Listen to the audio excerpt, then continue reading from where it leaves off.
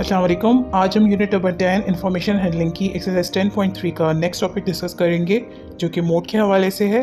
और इसके अंदर भी हम दो चीज़ें देखेंगे, एक हम देखेंगे ग्रुप डेटा और दूसरा हम देखेंगे अनग्रुप डेटा। इन दोनों को निकालने के तरीक़ेकार हम यहाँ पे देखते हैं।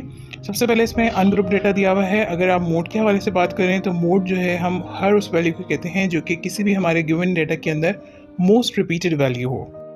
अब जैसे यहाँ पे हमें एग्जांपल दी हुई है जिसके अंदर हमें दिया हुआ है डेटा 1, 2, 3, फिर 444 है, 55 है और फिर 66 और 66 यानी कि 4 टाइम्स 6 है। अब इसके अंदर अगर हम देखें तो यहाँ पे हमारे पास जो डेटा है इसके अंदर 4 जो है वो 3 टाइम्स है, 5 जो है वो 2 टाइम्स है और 6 जो है वो 4 टाइम्स है।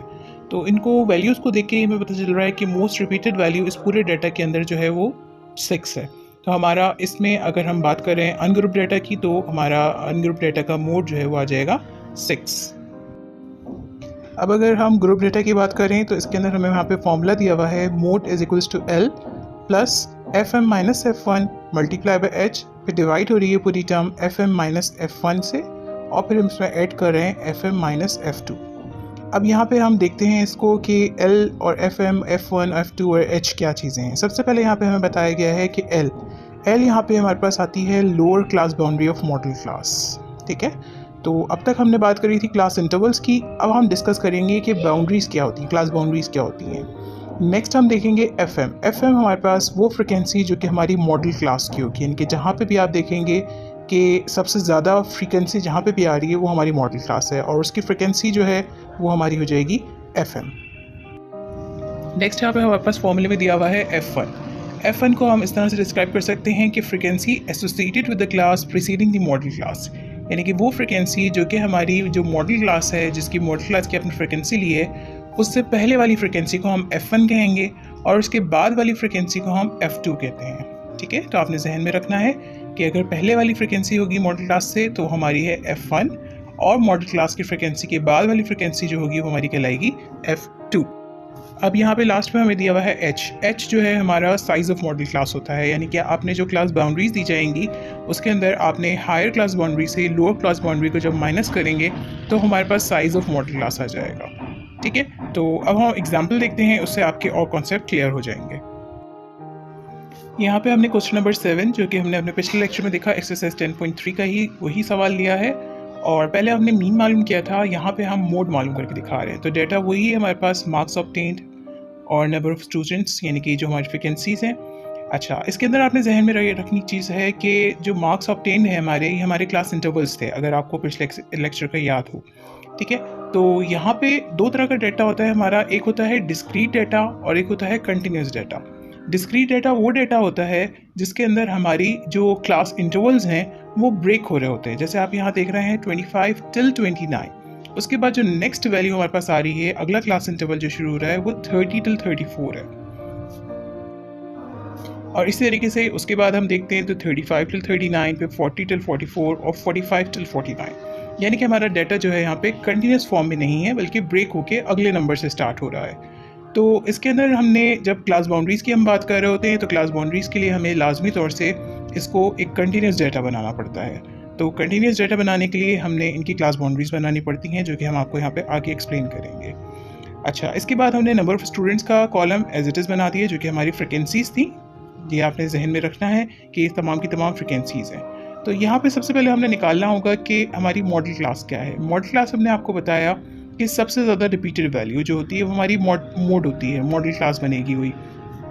अब यहाँ पे अगर आप देखें तो सबसे पहले हमारे पास जो फ्रिक्वेंसी है वो 9 है, फिर 18 है, फिर 35, फिर 17 और लास्ट में हमें 5 दी हुई है। तो यही डेटा को देख के हमें अंदाज़ा हो जाएगा कि हमारी मॉडल क्लास कौन सी होगी, यानी कि मोस्ट रिपीटेड वैल्यू जो है, जो हाईएस्ट फ्रिक्वेंसी है हमारी, यानी कि 35, ये हमारा मॉडल क्लास होगी।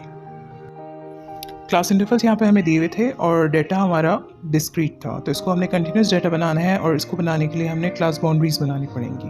तो अपर क्लास लिमिट को हम 0.5 बढ़ा देते हैं और लोअर क्लास लिमिट को हम 0.5 कम कर देते हैं, यानी कि 25 की जगह हमारे पास बन जाएगा 24.5 और 29 की जगह हमारे पास आ जाएगा 29.5। इसके बाद अगला जब हम क्लास बाउंड्री के ऊपर जाएंगे तो उसको हम स्टार्ट करेंगे 29.5 से और 34.5 तक, फिर नेक्स्ट हम करेंगे 34.5 से 39.5, फिर नेक्स्ट बाउंड्री हमारी होगी 39.5 टिल 49.5, 44.5 और लास्ट में हमारे पास आ जाएगा 44.5 से 49.5 तक। तो ये हमने यहाँ पे क्लास बाउंड्रीज बना ली। अब अगर हम एक नज़र फॉर्मूले को देखें तो हमारे पास फॉर्मूला है mode is equals to L plus F M minus F one into H upon F M minus F one plus F M minus F two. तो अब हमारे पास यहाँ पे मॉडल क्लास आ चुकी है। जो हाईएस्ट फ्रिक्वेंसी है वो हमारी एफ एम हो जाएगी उसकी फ्रिक्वेंसी, और एफ वन हमारी होती है प्रीसीडिंग द मॉडल क्लास, यानी कि जो एफ वन है हमारी वो बन जाएगी 18। इस तरीके से एफ टू जो है वो फॉलोइंग द मॉडल क्लास होती है, तो F2 हमारी बन जाएगी 17। H यहाँ पे हमें वैल्यू जो है वो फाइंड करनी है। H मालूम करने का तरीका ये है कि हमने अपर क्लास लिमिट से माइनस कर देना है लोअर क्लास लिमिट को, यानी कि 39.5 हमारी अपर क्लास लिमिट थी मॉडल क्लास की और लोअर क्लास लिमिट हमारी थी 34.5। तो इसमें से हमने जब इन दोनों को आपस में माइनस करा तो H हमारे पास साइज़ जो आ गया वो आ गया 5। अब यहाँ पे हमने वैल्यूज़ को प्लेस करना शुरू किया। सबसे पहले L हमने रखा 34.5, फिर FM की जगह हमने रखा 35 माइनस और F1 हमारे पास था 18। मल्टीप्लिकेशन के साइन लगाई और H हमने फाइंड किया था 5।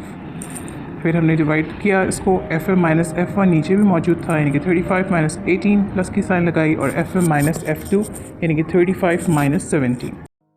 34.5 plus 17 into 15 divide by 17 plus 18। ये तमाम कैलकुलेशंस करने के बाद हमारे पास वैल्यूज़ आई। अब हमने 17 इंटू 5 करा, 85 बना और 17 प्लस 18 हमारे पास 35 आ गया आंसर। 85 डिवाइड बाई 35 करेंगे तो 2.42 आ जाएगा, जिसको हमने ऐड कर देना है 34.5 के साथ, और इस तरीके से हमारा मोड जो आया वो 36.92। तो ये एक सिंपल सा मेथड था। इसके अंदर आपने सिंपली एक फॉर्मूला याद करना है और उसमें वैल्यूज़ को प्लेस करना है और आंसर आ जाएगा हमारे पास। तो इस तरीके से हमने यहाँ पे अपनी एक्सरसाइज 10.3, जिसका एक ही सवाल हमारे एग्ज़ाम्स के हवाले से बहुत ज़्यादा इंपॉर्टेंट है और वो रिपीट भी होता है, वो हमने यहाँ पे आज कंप्लीट कर लिया। अब आप लोगों ने करना ये है कि इस सवाल की आपने बहुत अच्छी तरीके से प्रैक्टिस करनी है, क्योंकि हम अगर अपनी 10A उठा के देखें तो उसके अंदर भी ये सवाल हमारा बार बार रिपीट हो रहा है। तो अगर आप इसको बहुत अच्छी तरीके से इसकी प्रैक्टिस कर लेते हैं तो आराम से आप इसके अंदर अच्छे मार्क्स स्कोर कर सकते हैं। ठीक है, मज़ीद इसके अलावा आपको कोई भी सवाल हो तो आप हमसे ईमेल करके भी ज़रूर पूछिएगा और आप कमेंट सेक्शन में भी हमसे मालूम कर सकते हैं। हमारे चैनल को सब्सक्राइब ज़रूर कीजिएगा और इस वीडियो को लाइक ज़रूर कीजिएगा। अल्लाह हाफ़िज़।